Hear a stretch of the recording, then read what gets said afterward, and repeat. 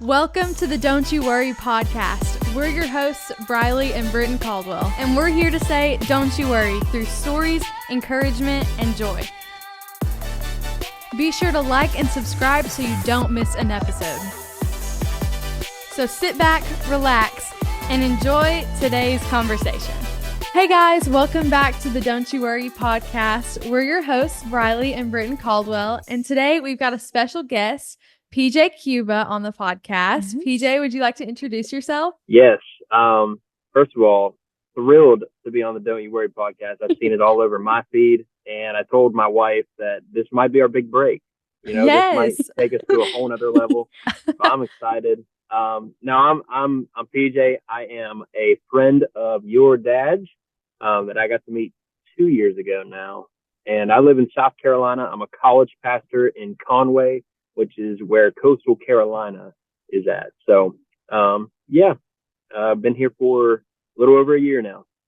Yes, that's so cool. Yes. Well, we're obviously two high school girls, but our following is mostly high schoolers and college students. So we wanted to talk to you a little bit about like your personal spiritual growth and then how you've led high schoolers and college students, what you've learned through your ministry. So what do you think like the biggest spiritual what do you think the biggest factor has been in your spiritual growth journey? Yes. So I think two things come to mind for me. One is having a solid mentorship in my life. So I have in my, and this is just me, but I have a Mount Rushmore of people who have spiritually impacted my life.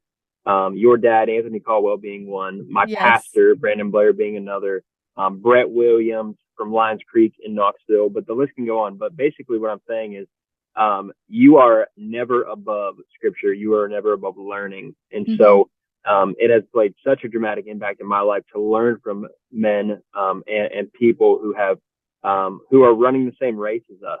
And so that, as well as, reading the Bible, but not to necessarily, gain something, but more or less to know somebody. And so, it is a relationship with Jesus. That's how we communicate with Jesus. And so that has played a switching my mentality and my perspective has drastically played a massive role in my growth with the Lord. Yeah. How can I, as a high school student, how can I just really learn from that and apply that to my life to just grow in my relationship with God? Yeah, I think a lot of times it's easy for us to make it a checklist system, where, I've read my Bible today. I went to youth group. I went to church. And it's so easy to get into that mindset. So, I love showing an image, and I wish I could send it to you guys, but it's two pie charts. On one pie chart, it's everything that goes on in your life. So maybe it's the podcast, it is church, or God. It is friends, family, extracurricular activities, all in this circle. The other pie chart has a center point around it, which is Christ. And so Scripture tells us that whatever we do, whether we eat or drink or whatever it is, we should do it to the glory unto God. And so this other pie chart points us to the reality that everything that I do flows from my relationship with the Lord. And so a lot of people, their theology is, God is a part of my life. God is first and foremost, but realistically, their life paints a different picture. And so in that, we have to get to a proper understanding of who God is. And so we have to center our lives around him. And then everything that we do, friends, family, extracurricular activities, everything becomes a constant and everything flows from that relationship. And so it's about mindset. And that means surrounding yourself with people that are ultimately going to run the race of Christianity. Understand this. It's not you're not trying to beat somebody else. There is a finish line, and the finish line is Christ. And so when you start pursuing him, it's a head and heart posture. So it's really a perspective that we have to renew our minds in, not conform to the things of this world, and constantly be seeking the person that ultimately gave us breath in our lungs. Yes, I love that. Yeah, I think that's good too, because a lot of times in high school, you compare yourself to other people and try to be the best you can be, which is good, that you're trying to be the best to your own ability, if that makes sense. But like also you can't compare yourself to the people around you because you're all running the same race, but in different versions of what God has for you. Yeah. Absolutely. What do you think like high schoolers can do to prepare for college spiritually? Because we have a lot of these things at school that they're like, well, you got to do this to prepare for college. And that's on the more like technical side of it. So what do you think we can do to prepare for life after high school with trying to center our life around Jesus? Yeah, I think like high school is going to prepare you for um, certain things when you go to college, and spiritual growth is not going to be one of those things. And so it's kind of having that understanding that, you know, when you turn 17, 18, or whenever you graduate, you're kind of just thrown into the world. Yeah. And so, you know, you kind of ask the question like, well, what do I do? I think community matters. Community is drastic for the Christian. You were not made to live life and do life alone. And so get involved first and foremost in a local church. It is vital for believers to participate in corporate worship, to be with the saints, to grow in our spiritual growth. Because a lot of times what the enemy does is he isolates us. When you're in your dorm room at night, when you have a roommate that maybe doesn't agree or align with you scripturally and spiritually, it's going to be tough. And let me just save everybody the time. It will get tough. It's just a matter of when. Psalm 23 though is one of my favorite pieces of scripture, which may sound cliche, but basically we understand that God takes us not around the valley, not over the valley, but through the valley. But the promise is that he's the good shepherd. He's walking with his sheep, and truth be told, sheep are dumb. We tend to, just in our flesh and worldly desires, we have a tendency to say one thing but do another, and so forth. So surround yourself with godly examples, godly people, and then get involved in a campus ministry. And for a lot of people that maybe commute, those are still opportunities. Our tech school here partners with the university who BCM, Baptist Collegiate Ministries, works with, and we partner with them. And so a lot of our students, they're growing, they're being fed, but they're also finding those friendships that Lord willing will last a lifetime, or even for a season.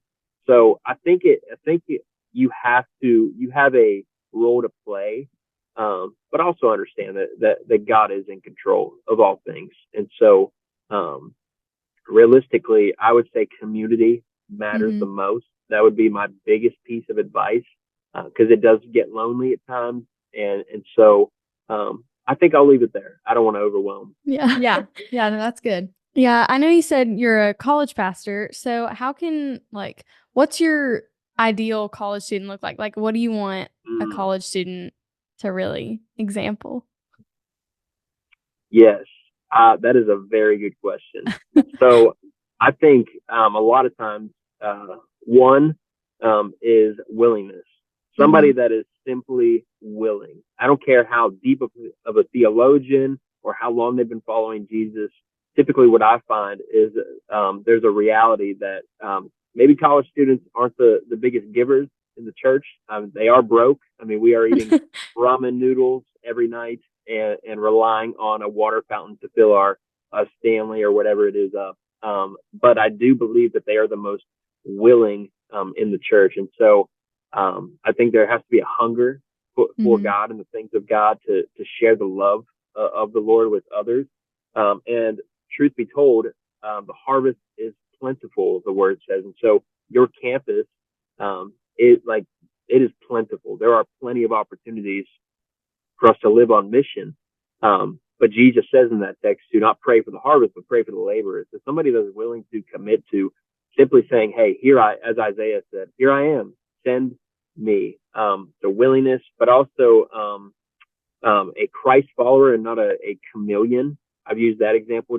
I don't know if you guys have played the board game Chameleon. I have not. I don't think I have, but okay. I'm gonna have to look it up now. Have your dad buy it, because it is so fun, first of all. But also it's an understanding that chameleons naturally in their environment, they try to blend in. I don't want these people that have a verse in their Instagram bio, but then are living opposite of what they're claiming to believe. And so I want college students that are Christ followers, not chameleons, disciple makers. No, I don't need you to go out and have a checklist to say I shared the gospel 100 times. I want you to be a disciple who makes disciples, and that's a commandment for every Christian. And then just I think the biggest word for us to grasp is authentic.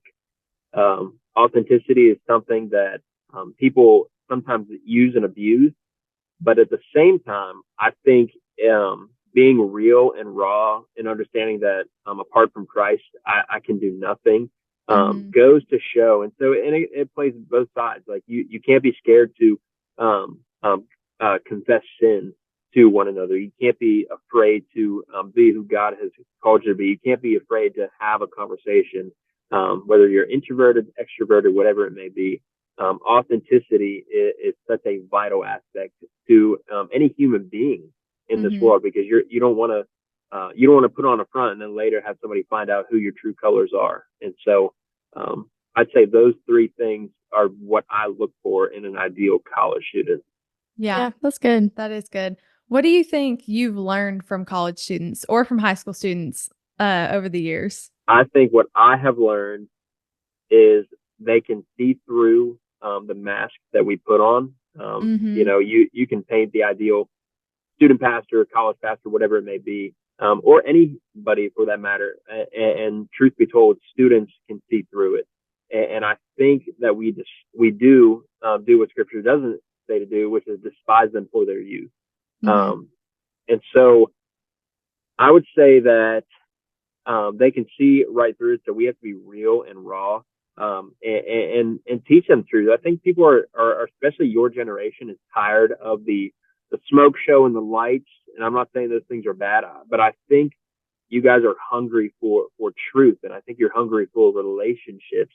And I think you're hungry for the things of God. It's just a matter of us as leaders and teachers and parents and all that to see that reality and teach them the reality, raise a generation in the way that they should go, but also that students are the greatest missionaries in the church.